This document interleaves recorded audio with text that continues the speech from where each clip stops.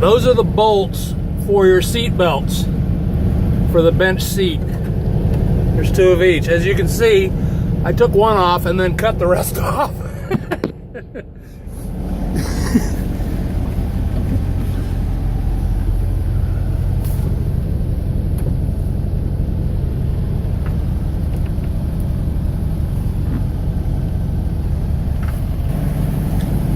This is a new battery tray. It would go to repair that.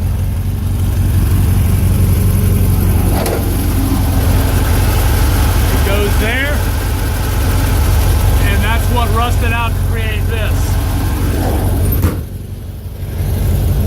When you replace this clip, if you do, that battery tray will weld right into place with the new one. When you go to replace it, you can buy the piece that fits right here.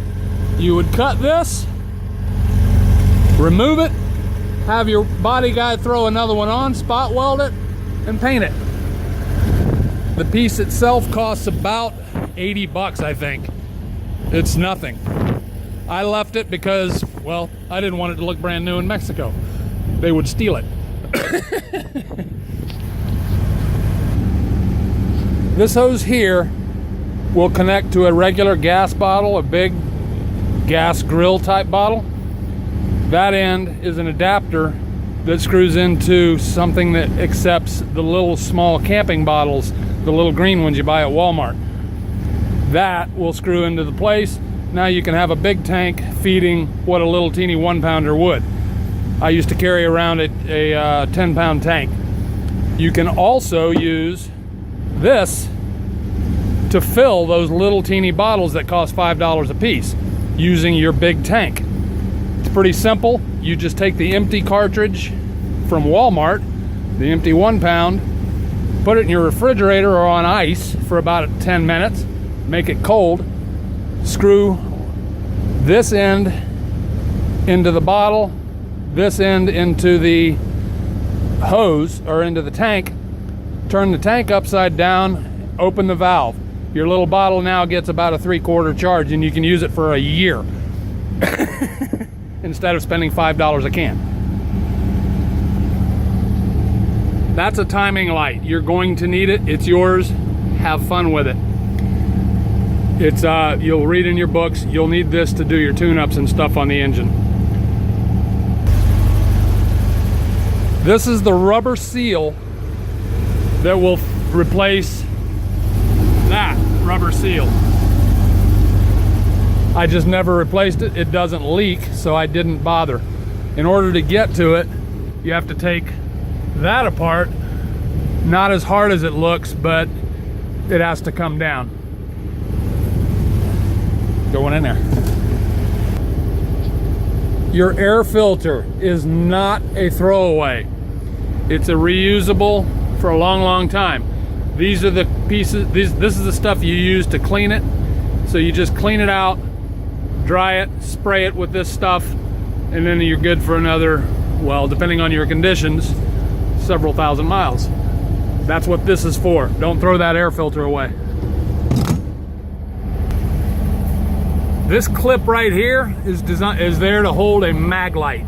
Those big aluminum lights that you can buy in like Home Depot and places like that. It clips right into place. I'm not giving you the light because they cost a lot of money. You can see where the head used to sit, and this just clips in. So it would just slap right up there, and it was always ready for me if I needed a light. All of the tent pieces are in the bus. What I cannot find is the instructions. You'll need to go to busdepot.com and get those instructions. Once you've done it twice, you will never need them again. But any explanation at this point would just confuse you. Get the instructions, and the teenagers will figure it out in about 2 hours. Then you'll have it. It's an up and down in about 15 minutes once you know where all the pieces go. This replaces the main pulley on the back end on the engine. It's got timing marks on it. Yours doesn't. I know where the timing mark is. You don't.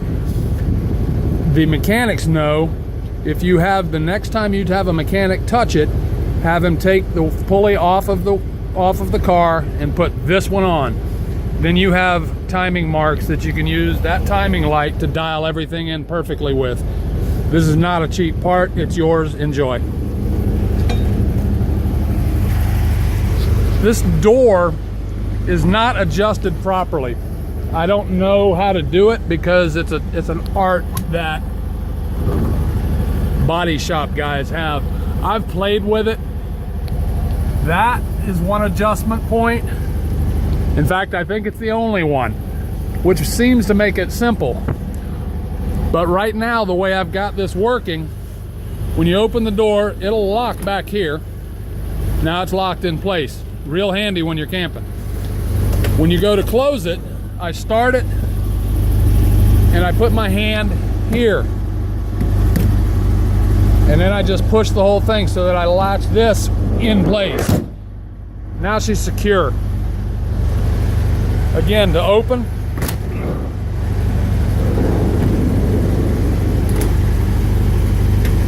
close, and now she's done. It wouldn't take much to get this adjusted by somebody that knows the trick. I don't know the trick, but there's only that one screw or one point to adjust it from, and I think the bus has to be perfectly level, blah, blah, blah. A bus guy will know. I just never got around to it.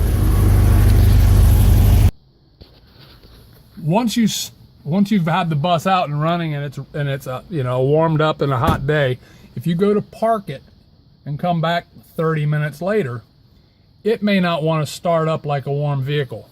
When it's just been turned off, here's what happens. Didn't touch the gas, nothing. If you come back at the right time when the heat is built up and the gas in the carburetor has evaporated, you'll have to pump some more in there using your foot pedal.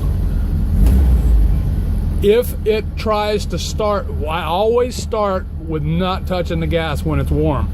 If it doesn't fire right off, I give it a couple of pumps. If that doesn't catch and start, but spits and sputters, and you start to smell fuel, you've flooded. When you've flooded, push down the gas all the way to the floor, crank it until it fires, let go. I can't mimic the situation here without causing trouble. You need the heat, and it's a 45-degree day. But that's your trick for starting a flooded carburetor. And you'll know, you'll smell it. So just push it, floor it, crank it until it tries to fire, let go, and then keep cranking, and it'll finally catch up to itself and fire off and start idling.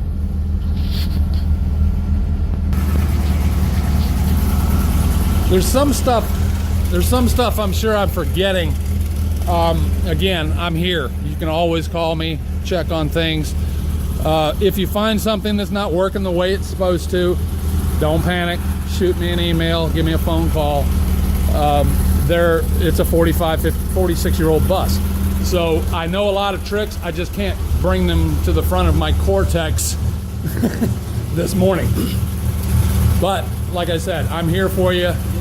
You can always call me if you have an issue. And I may have a very simple fix over the phone or resources to get you taken care of.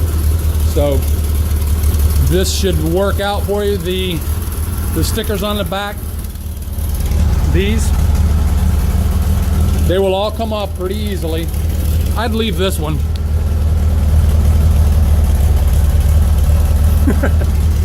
And this one was given to me by a bike gang guy that's a benevolent bike gang. They're from Hawaii. I didn't go there, they came to me.